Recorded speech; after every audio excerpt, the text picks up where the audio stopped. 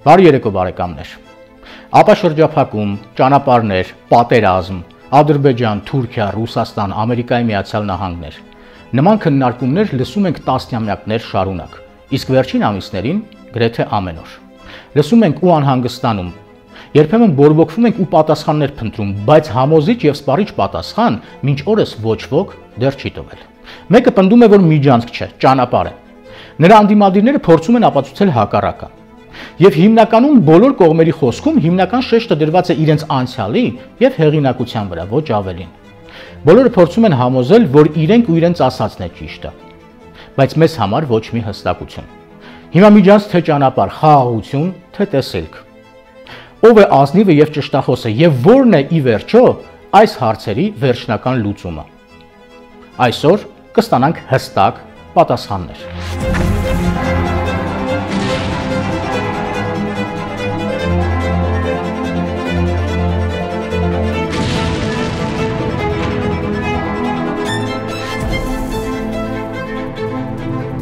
Մենք արդեն կայք ունենք amcn.am։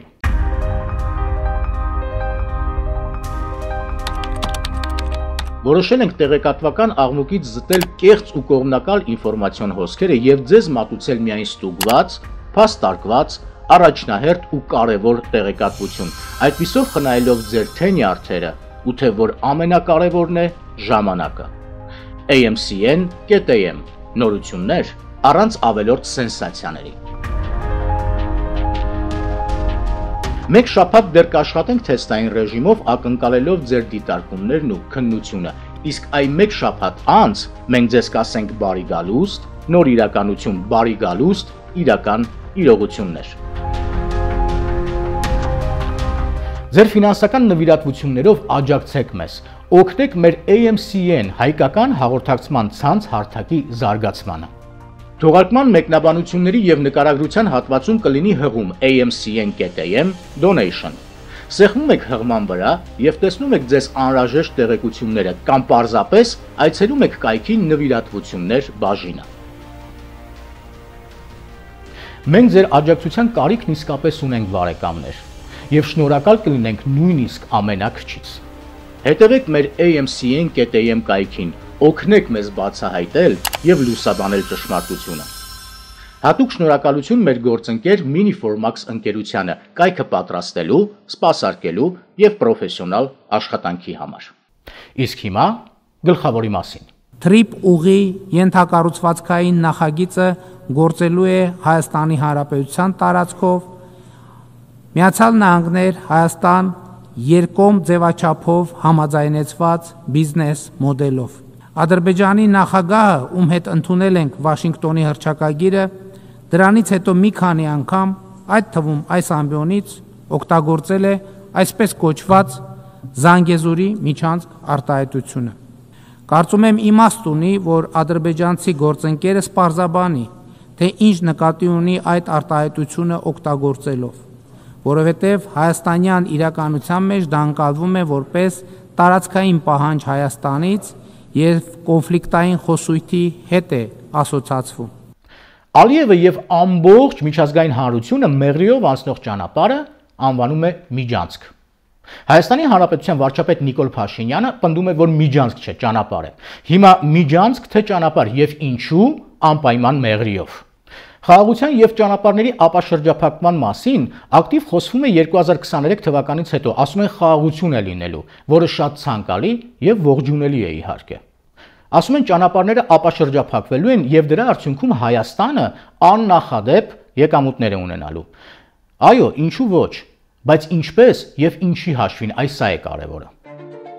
Ճանապարհների ապաշրջափակման առանցքում Մեղրիով անցնող 43 կիլոմետրանոց հատվածն է, որը կապելու է Ադրբեջանը Նախիջևանի ինքնավար հանրապետության հետ։ Մեղրիով անցնող այս ճանապարհը դիտարկվում է երկու մեծ նախագծերի շրջանակում։ Առաջինը չինական տարբերակն է, որը սկիզբ է առնում Չինաստանից եւ անցնելով 9243 կիլոմետր հասնում է մինչեւ Եվրոպա։ Չինաստանից դեպի Եվրոպա ճանապարհը շրջանցում է Ադրբեջանն ու Թուրքիան։ Անցնում է Ղազախստանով, Ղազախստանից Ուզբեկստանով Թուրքմենստան կամ միանգամից Թուրքմենստան, երկու տարբերակն էլ քննարկվում է։ Իջնում է Իրան, հատում է հայ-իրանական սահմանը եւ Հայաստանի տարածքով ուղևորվում է դեպի Վրաստան, այնտեղից էլ Սև ծովով մինչև Եվրոպա։ Այս ուղու հիմնական նպատակը Միջին Ասիայից դեպի Եվրոպա եւ Չինաստան բեռների եւ էներգակիրների տեղափոխումն է։ Սա արևելյան տարբերակն է, որի շահառուներն են Չինաստանը, Ռուսաստանը, Հնդկաստանն ու Իրանը։ Սրա մասին մանրամասն արդեն խոսել եմ իմ նախորդ թողարկումներից մեկում, որի հղումը տեսնում եք վերևում։ Անպայման դիտեք։ Երկրորդը արևմտյան տարբերակն է, որի հիմնական ջատագովները Թուրքիան եւ Ադրբեջանն են։ Այս տարբերակով բեռներն ու էներգակիրները Ղազախստանից եւ Թուրքմենստանից Կասպից ծովով պետք է հասնեն Ադրբեջան։ Ադրբեջանից երկաթգծով հատելով Հայաստանի հարավային տարածքը Մեղրին, Նախիջևանով, Թուրքիա, Կարս։ Այս ճանապարհը Ադրբեջանն ու Թուրքիան արևմուտքին համոզելու համար ներկայացնում են այսպես, ասում են այս տարբերակը Իրանով անցնող ճանապարհից ավելի կարճ է, ինչը ճիշտ է։ Երկրորդը միանգամից կտրվում են Չինաստանի, Ռուսաստանի եւ Իրանի ձեռքերը, որոնք հիմա դաշնակիցներ են եւ հակադրվում են արևմուտքին։ Երրորդը շրջանցվում է Վրաստանը, որի վրա հիմա մեծ ազդեցություն ունի եւ ճնշում է գործադրում Ռուսաստանը եւ մտավախություն կա, որ օրերից մի օր Վրաստանը խոչընդոտ կարող է դառնալ։ Եվ չորրորդը, ասում են, եթե Չինաստանը կուզի, կարող է միանալ։ Միևնույն է Չինաստանից Թուրքմենստան կամ Ղազախստան գործող երկաթուղի արդեն կա։ Բայց ինչպես նկատեցիք, Ադրբեջանն ու Թուրքիան խոսում են այս ճանապարհով շահագրգիռ բոլոր կողմերի մասին, բացի Հայաստանից։ Հայաստանը արևմտյան տարբերակով դիտարկվում է որպես տարանցիկ գոտի, ոչ ավելին։ Ու թեև ապագայում Հայաստանի տարածքով անցնող բեռներից մեզ վճարելու են, սակայն մենք չենք լինելու այս ճանապարհի շահառուներից մեկը։ Ու ամենակարևորը, մեզ ոչ ոք չի հարցնում ինչ եք ուզում, ոնց եք ուզում, ինչ այլ տարբերակ կառաջարկեք, հարմար է թե չէ, դուք ինչ կասեք ընդհանրապես։ Իրենք որոշել են, ներկայացրել են Ամերիկայի Միացյալ Նահանգներին ու հիմա մեզ պարտադրում են։ Կարծում եմ Հայաստանում ոչ ոք դեմ չէ, որ ճանապարհները ապաշրջափակվեն, ոչ ոք դեմ չէ, որ Հայաստանը աշխարհի կողմից իսկապես դիտարկվի եւ դառնա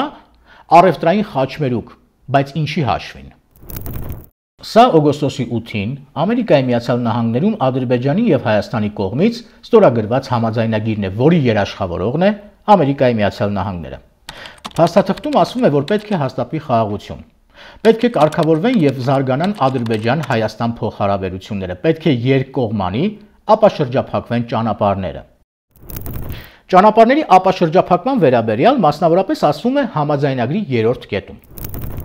Այս ջանքերը կներառեն Ադրբեջանի Հանրապետության հիմնական մասի եւ Նախիջևանի ինքնավար հանրապետության միջև Հայաստանի Հանրապետության տարածքով անխոչնդոտ, ուշադրություն, անխոչնդոտ հաղորդակցությունը, Հայաստանի Հանրապետության համար միջազգային ու ներպետական հաղորդակցության փոխադարձ առավելություններով։ Փաստաթղթում չկա նշված Ադրբեջանը Նախիջևանի հետ միացնող ճանապարհը որտեղով պետք է անցնի։ Նշված է միայն, որ Հայաստանը ճանապարհ կտրամադրի Ադրբեջանին, որը կապահովի Նախիջևանի հետ հաղորդակցություն։ Մեղրի մասին խոսք չկա։ Բայց չգիտես ինչու, բոլորը միանգամից սկսեցին խոսել Մեղրի միջանցքի մասին, այդ թվում նաև մեզ մոտ Հայաստանում։ Բայց մի տարբերությամբ Ադրբեջանը պնդում է, որ միջանցք է, իսկ մեր իշխանությունները ասում են, որ միջանցք չէ, ճանապարհ է։ Ու այս խոսակցության թող ու բոհի մեջ կորում է ամենակարևորը։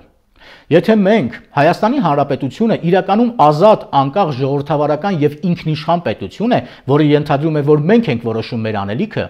մենք ենք որոշում ում հետ հարաբերվել, ինչպես հարաբերվել, ճանապարհ տրամադրել կամ չտրամադրել, ինչպես պետք է անցնի այդ ճանապարհը եւ ինչ պայմաններով, ապա ինչումն է հարցը։ Ադրբեջանին ճանապարհը պետք Նախիջևանի հետ հաղորդակցության համար խնդիր չկա։ Կմտածենք, կորոշենք ու կասենք, բայց վերը հնչեցված նախադասությունում ամենակարևոր բառը եթեն էր, եթե մենք ինքնիշխան պետություն ենք, ու այստեղ երկար մտածելու բան կա։ Ինքնիշխանություն նշանակում է պետության բարձրագույն իշխանություն, որը որոշում է իր ներքին եւ արտաքին քաղաքականությունը առանց ուրիշ պետությունների կամ ուժերի միջամտության։ Թեզերով կլինի այսպես. Պետությունն ինքն է ընդունում իր օրենքները, ղեկավարում է իր տարածքը եւ ժողովրդին, որոշում է իր արտաքին հարաբերությունները, դաշինքներ, պայմանագրեր, հռչակագրեր, համաձայնագրեր եւ այլն, չի ենթարկվում ուրիշ մեկ այլ պետության կամ որևէ միջազգային կառույցի պարտադրանքին։ Սա ինքնիշխանության վերաբերյալ աշխարհի կողմից ընդունված միջազգային ձևակերպումն է։ Հիմա միջանցքի մասին, ինչ է իրենից դա ներկայացնում եւ որ դեպքում է ճանապարհը համարվում միջանցք։ Եթե միջանցք քաղաքական եզրույթը կիրառվում է միջազգային հարաբերություններում, ապա պետք է լինի դրա միջազգային հստակ ձևակերպումը։ Առևտրային միջանցքը միջազգային առևտրի ռազմավարական ուղի է, որը նպաստում է տնտեսական ինտեգրմանը եւ տարածաշրջանային կայունությանը, միաժամանակ ունենալով նաեւ քաղաքական նշանակություն։ Առևտրային միջանցքները գործում են երկկողմ կամ բազմակողմ համաձայնագրերի եւ պայմանագրերի հիման վրա, որոնց հիմնադրույթներն են անցակետերի հեշտացված կարգավիճակը, անցակետերում մաքսային պարզեցված աշխատանքը, սահմանային վերահսկողության կանոնները, անխոչնդոտ երթևեկության ազատության եւ անվտանգության երաշխիքները։ Մեզանից պահանջվեց ընդամենը 2 րոպե բարեկամներ պարզելու համար մեղրիով անցնող ճանապարհը միջանցք է թե ոչ, եւ ըստ միջազգային իրավունքի, որի շրջանակներում գործում են աշխարհում գոյություն ունեցող բոլոր միջանցքները, մեղրիով անցնող ճանապարհը որակվում է որպես միջանցք։ Բայց արդարության համար պետք է նշեմ նաև, որ օգոստոսի 8-ի փաստաթղթում նաև ասվում է, որ երկու երկրների միջև հաղորդակցությունների բացման կարևորությունը հիմնված է պետությունների ինքնիշխանության, տարածքային ամբողջության եւ իրավազորության հարգման վրա։ Ինքնիշխանության հիման վրա, նորից ինքնիշխանություն։ Այսինքն մենք ենք որոշում մեր անելիքները։ Հիմա մենք կարող ենք որոշել, թե որտեղով պետք է անցնի Ադրբեջանը Նախիջևանին միացնող ճանապարհը։ Օրինակ մեղրիով չենք ուզում ենք մեկ այլ տեղով անցնի այդ ճանապարհը, կլինի այդպես։ Մեր իշխանություններն ասում են չի լինի, մեղրիով պետք է անցնի եւ վերջ։ Հարցնում ենք ինչու, ասում են ժամանակին այդ տարածքում եղել եւ գործել է արդեն երկաթգիծ։ Ընդամենը հիմա պետք է կառուցել մեղրիի 43 կիլոմետրանոց հատվածը։ Երկրորդը, ասում են տեղանքի առումով մեղրին միակ վայրն է, որտեղով կարող է անցնել երկաթգիծ։ Հայաստանում մնացած բոլոր տեղանքները դժվար անցանելի են եւ հետեւաբար ենթադրում են ավելի մեծ ծախսեր։ Իսկ իրականում այդպես է թե ոչ, հիմա կհասկանանք։ Ամբողջ աղմուկը Բաքվից Ադրբեջանի հարավով, Մեղրիով, Նախիջևանով անցնող երկաթուղու մասին է, որը պետք է հասնի մինչև Կարս։ Այս ճանապարհահատվածի ընդհանուր երկարությունը 875 կիլոմետր է։ Ասում են այլ տարբերակ չկա։ Հիմա կներկայացնեմ մի ուրիշ տարբերակ, որի գործարկումը շատ ավելի քիչ ծախսատար է ու կարճ։ Բաքվից աշխատող երկաթգիծը, որը գնում է դեպի Վրաստան, գալիս ու անցնում է Գյանջայով Թովուզ, Թովուզից Ղազախով ճյուղավորվում է դեպի Իջևան։ Իջևանից հասնում է Դիլիջան։ Դիլիջանից Ֆիոլետովո, Մարգահովիտ եւ Լերմոնտովո գյուղերի կողքով հասնում է Վանաձոր։ Վանաձորից արդեն իսկ գործող երկաթուղին ձգվում է մինչև Գյումրի, Գյումրիից էլ հանգիստ կայանում Կարսում։ Այս երկաթգծի ընդհանուր երկարությունը կազմում է 720 կիլոմետր։ Եթե Ադրբեջանը ցանկանում է հասնել Նախիջևան, ապա նույն ճանապարհով Դիլիջանի Ֆիոլետովո գյուղից արդեն իսկ գոյություն ունեցող թունելով միանում է Սոթ, Հրազդան, Երևան գործող երկաթգծին, հասնում է մինչև Երասխ ու մտնում Նախիջևան։ Իսկ եթե չեն ուզում մտնել Երևան, Գյումրիից արդեն իսկ գործող երկաթգծով կրկին հասնում է Երասխ ու նորից Նախիջևան։ Ճիշտ է, Գյումրիից դեպի Երասխ տանող երկաթգծի լայնությունը ավելի նեղ է, բայց ցանկության դեպքում կարելի է լայնացնել։ Հիմա երկու տարբերակների առավելությունների ու բացասական կողմերի մասին կասեմ։ Բաքվից դեպի Մեղրի, Մեղրիով Նախիջևան ու արդեն Կարս ճանապարհը 875 կիլոմետր է։ Բաքվից մինչև Հայաստանի սահման երկաթգիծ կա, այստեղ անելու բան չկա։ Մեղրիում երկաթգիծ չկա, 43 կիլոմետրանոց հատվածը ամբողջությամբ քանդված է եւ պետք է հիմնովին կառուցվի։ Նախիջևանում երկաթգիծը գործում է, իսկ Նախիջևանից դեպի Կարս երկաթգիծ երբեք չի եղել։ Պետք է կառուցվի նաև Նախիջևանը Կարսի հետ կապող 224 կիլոմետրանոց հատվածը։ Հիմա երկրորդ տարբերակի մասին։ Իջևանից դեպի Գյումրի, Կարս ու Նախիջևան։ Ղազախից մինչև Հայաստանի սահման Ադրբեջանը պետք է կառուցի ընդամենը 13 կիլոմետրանոց հատված, հիմա չկա։ Իջևանից մինչև Դիլիջան խորհրդային միության ժամանակ երկաթգիծ եղել ու աշխատել է։ Հիմա մասամբ քանդված է, մասամբ վերակառուցման կարիք ունի։ Դիլիջանից դեպի Վանաձոր երկաթգիծ չի եղել։ պետք է կառուցվի Դիլիջանի Ֆիոլետովո Մարգահովիտ եւ Լերմոնտովո գյուղերի կողքով Վանաձորի հետ կապող 31 կիլոմետրանոց հատվածը։ Վանաձորից մինչև Գյումրի անելու բան չկա։ Գյումրից դեպի Կարս երկաթգիծ կա, հինը, նեղը, մասամբ վերանորոգման կարիք ունի, բայց կա։ Ընդ որում հինը, նեղն ու քանդվածը Թուրքիայի տարածքում է։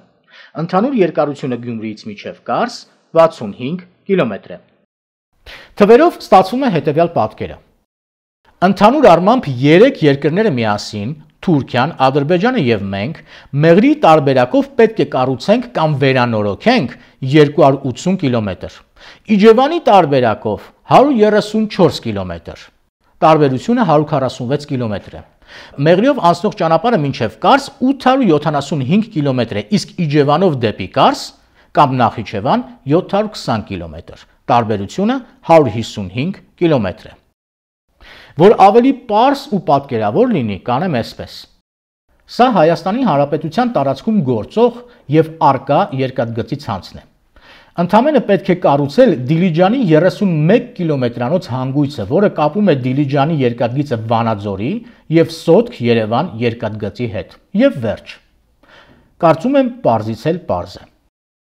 Ճիշտ է, Մեղրիում մենք պետք է կառուցենք 43 կիլոմետր, իսկ Իջևանից մինչև Վանաձոր 56 կիլոմետր, տարբերություն կա, բայց օգտակար գործողության գործակիցը Իջևանով շատ ավելի բարձր է, քիչ ուշ, կասեմ ինչու։ Իսկ հիմա տեղանքի մասին։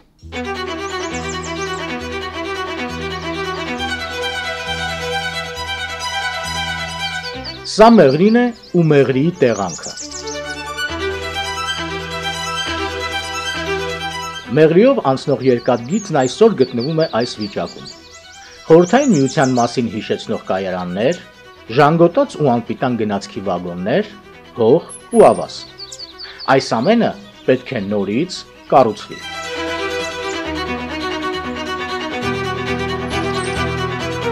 Իսկ սա արդեն Դիլիջանի Ֆիոլետովո, Մարգահովիտ, Լերմոնտովո գյուղերի հատվածն է։ Այստեղ դժվար անցանելի ոչինչ չկա։ Տեսեք հարթ, ստորոտ, որը ձգվում է մինչև Վանաձոր։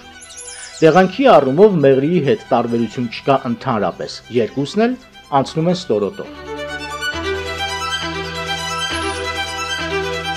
Սա էլ Իջևանից Դիլիջան երկաթգիծն է, որը գալիս ու հասնում է մինչև Ֆիոլետովո գյուղ։ Իսկ սա արդեն Ֆիոլետովո գյուղի թունելն է, որտեղով երկաթգիծը միանում է Սոտք Հրազդան Երևան երկաթգծին։ Ընդամենը պետք է բարեկարգել, բայց գլխավորը թունելն ու երկաթգիծը կան։ Հիմա հարց. Որն է ավելի արագ եւ քիչ ծախսատար։ Որ տարբերակն է մեզ համար ավելի շահավետ, անվտանգ ու հեշտ վերահսկելին։ Պատասխանն ակնհայտ է, իհարկե, Իջևանի տարբերակը։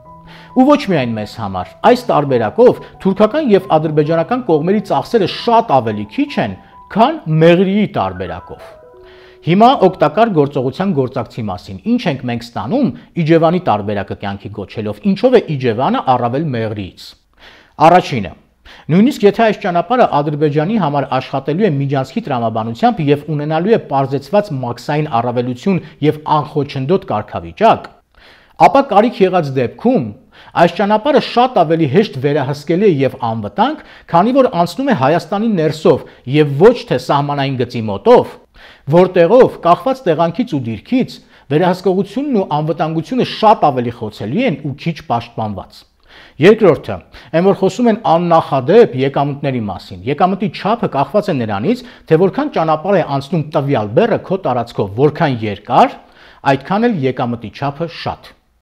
Մեղրիով բեռներն անցնելու են 43 կիլոմետր։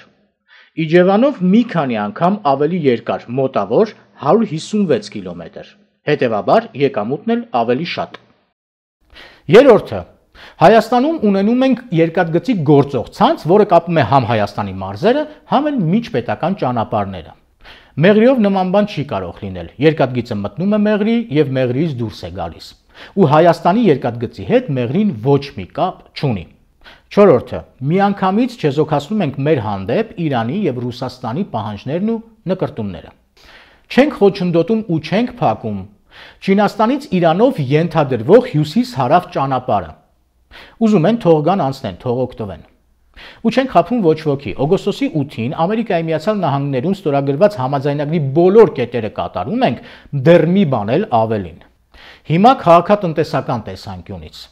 Հոկտեմբերի 26-ին Ռուսաստանի Դաշնության փոխվարչապետ Ալեքսեյ Օվերչուկը հայտարարել է.